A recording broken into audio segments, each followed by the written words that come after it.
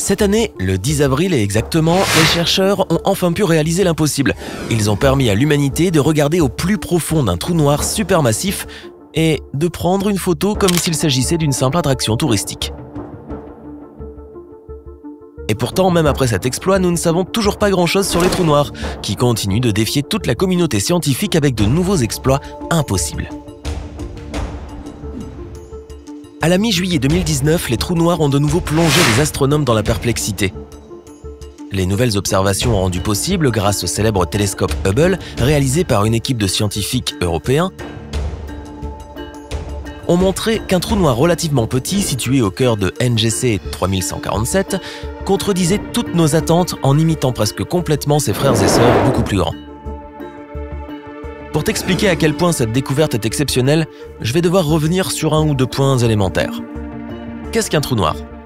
C'est l'objet le plus petit et le plus lourd présent dans l'univers.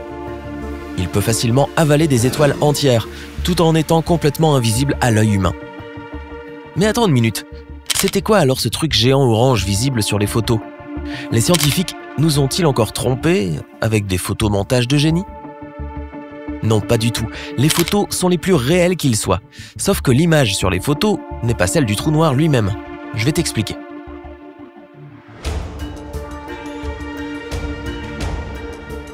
Chaque trou noir était autrefois une étoile brillante, comme celle que l'on voit dans le ciel nocturne. À la fin de sa vie, une étoile peut s'effondrer sur elle-même et concentrer son énorme masse en un minuscule point de l'espace.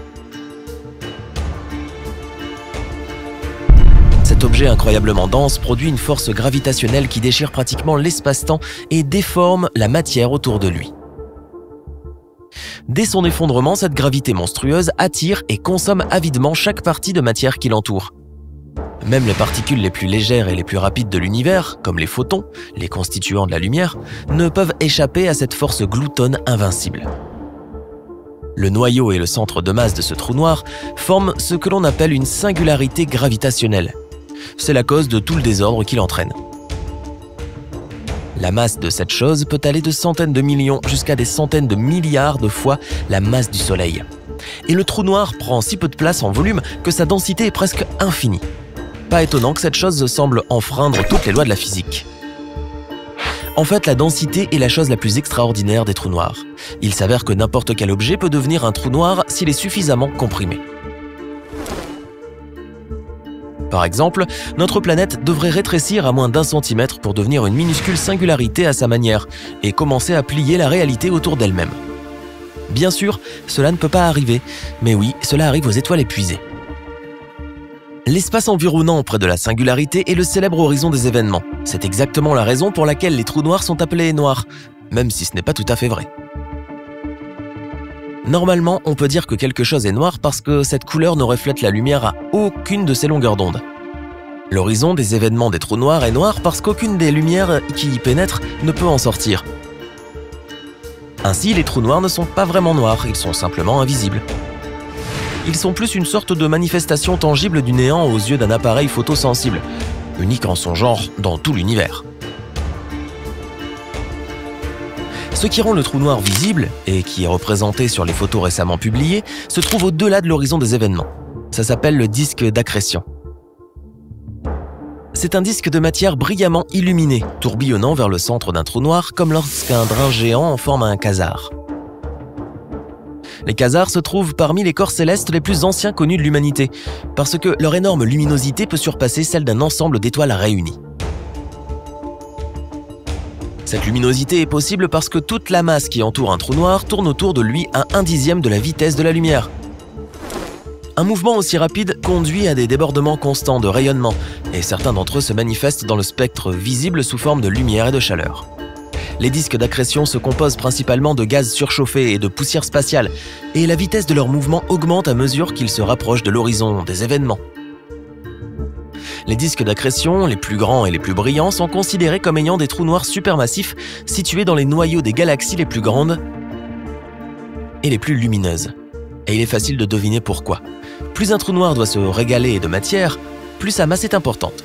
Son horizon d'événements s'élargit donc aussi et un disque d'accrétion se forme autour de lui. C'est exactement la raison pour laquelle le trou noir de NGC 3147 est tellement unique. Il n'est pas censé en avoir un, mais il en a un tout de même. Comparons quelques galaxies et les trous noirs en leur centre dont ils sont dotés pour en savoir plus sur cette différence flagrante. L'exemple le plus brillant serait le trou noir au milieu de la plus grande galaxie que nous connaissions, et la galaxie la plus brillante de son amas. Cette galaxie est si grande que les chiffres ne permettent pas de la définir. Si ce colosse devait remplacer notre propre galaxie, il remplacerait non seulement la Voie lactée, mais aussi plusieurs galaxies voisines. Ce géant est la galaxie IC 1101. Lorsqu'elle a été découverte pour la première fois, elle a été prise pour une énorme nébuleuse orange, une conséquence de l'explosion de la supernova. Il a fallu plusieurs années pour arriver à cette vérité étonnante. La couleur orange que nous voyons est la lumière d'environ 100 trillions d'étoiles recueillies dans une galaxie elliptique. La plupart d'entre elles ressemblaient à d'anciennes étoiles naines rouges, laissant échapper leur lumière jaune et orange fatiguée. Mais la plus grande surprise était encore cachée en son centre. Le trou noir supermassif au cœur de l'IC 1101 convient parfaitement à son immense galaxie. Ce monstre terrifiant est plus lourd qu'environ 40 milliards de masses du Soleil. Le disque d'accrétion est aussi plus grand et lumineux qu'on peut s'y attendre. C'est un peu comme ce même trou noir sur les photos. Seuls les trous noirs de cette taille sont parfois qualifiés d'ultramassifs et ils nous offrent la rare chance de pouvoir les détecter à l'œil nu. Revenons un peu vers chez nous, ici-bas, une minute. Notre galaxie est beaucoup plus petite que IC 1101 et moins lumineuse. La Voie lactée n'est qu'à 100 000 années-lumière d'ici. Ce qui n'est rien comparé aux 6 millions d'années-lumière supposées du diamètre de l'IC 1101. Mais notre galaxie est quand même assez riche pour nourrir correctement ces trous noirs. Le trou noir le plus remarquable de la Voie lactée se trouve dans la constellation du Sagittaire, en plein milieu de la spirale d'étoiles dont notre galaxie est essentiellement constituée.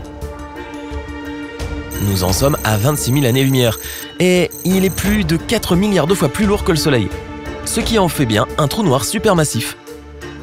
Bien que le trou noir du Sagittaire soit entouré de nuages de gaz, ce qui nous empêche de le voir, les scientifiques ont pu obtenir une image basée sur l'éradication du spectre radioélectrique provenant de son disque d'accrétion. Et puis nous avons la galaxie spirale NGC 3147 à 130 millions d'années-lumière de nous. Cette galaxie est petite et pas assez dense pour nourrir constamment quelque chose d'aussi grand et puissant qu'un trou noir supermassif. Les trous noirs dans ces galaxies sont donc souvent appelés trous noirs affamés pour cette raison. On s'attend à ce que les trous noirs, dans une position aussi peu favorable, ne puissent pas avoir de disque d'accrétion tourbillonnant autour d'eux. Il est beaucoup plus probable qu'ils soient entourés d'un gaz concentré d'une forme plus proche de celle d'un beignet et loin d'être aussi lumineux. Mais contre toute attente, NGC 3147 a le même type de disque d'accrétion que ses frères et sœurs plus grands. D'après nos connaissances, c'est pourtant presque impossible. Cette galaxie a été choisie précisément pour trouver un trou noir sans disque d'accrétion. Mais comme on dit, il n'y a pas de résultat négatif dans la recherche scientifique. Parfois, des découvertes inattendues peuvent nous apprendre beaucoup plus que le succès pur et simple. Pour l'instant, personne ne sait comment ce trou noir affamé peut soutenir ce disque. Pour découvrir ce secret, Hubble s'affaire à chercher d'autres galaxies moins lumineuses pour trouver de nouveaux trous noirs et voir si elles présentent des caractéristiques similaires. Il permettra non seulement aux astronomes d'étudier les disques d'accrétion des trous noirs affamés, mais il offrira également une occasion unique de tester la théorie de la relativité d'Albert Einstein. Le disque du trou noir de NGC 3147 est placé si près de l'horizon des événements que la lumière qu'il émet se tord comme nulle part ailleurs. C'est exactement ce que les scientifiques recherchaient.